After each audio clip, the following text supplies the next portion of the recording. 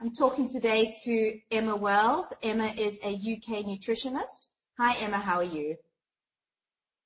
Hi, morning. I'm really good, thank you very much. Yeah, you? I'm very well, thank you, Emma. Emma, the first thing I want to talk to you today about is what is a nutritionist and in what areas can you step in and help people? Okay, well, I'm actually a nutritional therapist, and what that means is that I work with people, with clients, and I can come in and help a broad range of different people with a huge range of different health conditions, basically. I work with people either that just want to check that they're doing the right thing. So basically, I'll look at their diet and their lifestyle and try and assess things and see where I can find room for improvement. Or I will work with people that do have specific health concerns. So there's a huge range, and I think we're going to get into that in a little more detail later. But basically, I work with children, I work with teenagers, young adults, old people, and I pretty much can work with most health conditions. What is nutrition and why is nutrition so important in our daily lives? Okay, well, nutrition is basically giving the body what it needs in order to be healthy and to function optimally. And that means giving it the macronutrients, which are protein, fats, and carbohydrates, and also the micronutrients, which are things like vitamins and minerals. But also now we know that things like phytonutrients, which are the plant chemicals, also play a huge part in people's well-being. So nutrition is basically giving the body those factors. What are the benefits of working with a nutritional therapist and how do you differ from a dietitian? Sorry, I missed. Okay. What are the And the benefits of working with a nutritional therapist. Should I start? So the benefits of working with a nutritional therapist is basically if you are somebody that just wants to check that you're doing the right thing, you're just using their knowledge base and their experience to help you to just notch up the ladder with your health to enable you to do that. But if you have a specific goal or a health condition that you're working towards, it's very helpful. Not only have you got the knowledge and experience, but you've also got some set goals, because I work very much setting goals for people, working out where they want to get to. So let's say the starting place is here and they want to get to here. Some people can do it in one go, other people have to take steps. So it's about a guided protocol to help you achieve your health goals. The difference between a nutritional therapist and a dietitian is basically a dietitian works in the UK, works within the NHS, the National Health Service, and they tend to work with conditions. So they would work with diabetes, for example, or cardiovascular disease, and they would have a set protocol for diabetes or for cardiovascular disease or whatever the condition is. And it wouldn't particularly make a huge difference about the person, it would be the protocol that they would be giving. As a nutritional therapist, we would work with the person much more holistically, and we would obviously see the diabetes or the cardiovascular disease, but we may give two people with the same condition very different plans because it's very much based on them and their lifestyle, their starting place, the changes they need to make, the speed they need to make them.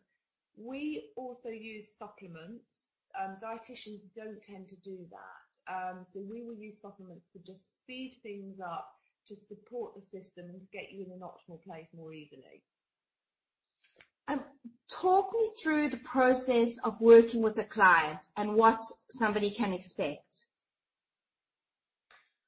Okay, well, initially what I do is I send people a questionnaire and a 4-day diet diary where they can start to record some of the health conditions, some of the health concerns, and they start to put those down on paper.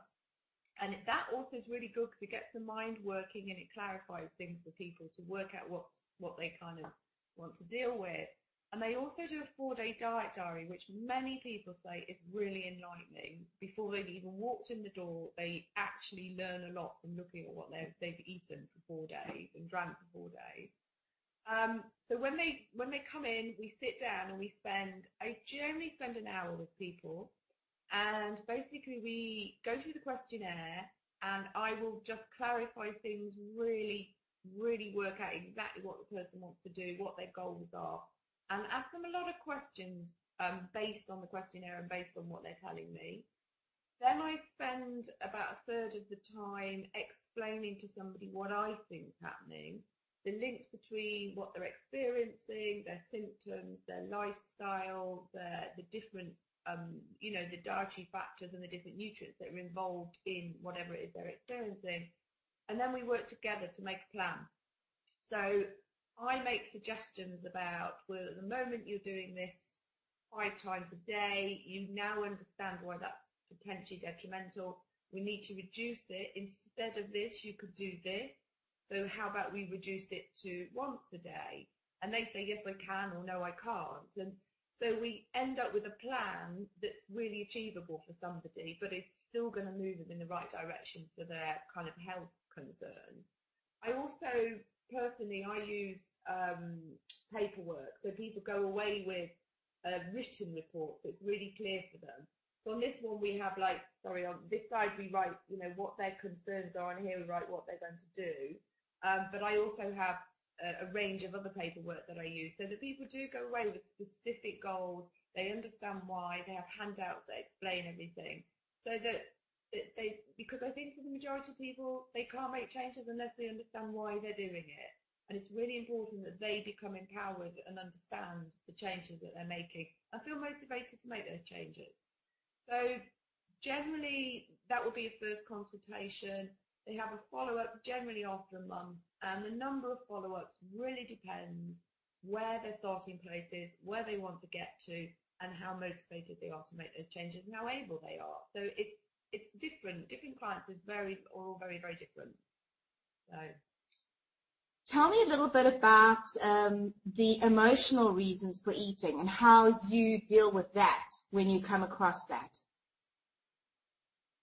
Okay, well, it's a common trigger, and again, it would depend. It would depend on the condition that the client we were dealing with. But there is a huge impact of the emotions. We're all brought up with oh, have a treat, here's some sweets. So we all have hardwired into our brains that sugary foods that aren't particularly good for us. In moderation, it's okay, but if you're doing too much of it, then it's not a great idea. So we're all brought up with that. So it's a case of, excuse me, sometimes you have to address that side of things, and that can be, especially with weight loss clients, that's the issue that you're working with more sometimes, because some people can eat really healthily the rest of the time, excuse me, and the rest of the time, but then they just have this emotional trigger. So sometimes I will refer people on to see therapists, psychotherapists, sometimes hypnotherapists, sometimes they'll do NLP, those types of things, because I recognise that when you're dealing with health, it's not just what you're eating, it's what's going on up here as well. It's hugely important. Thank you, Emma. Thank you so much for talking to me today. A pleasure.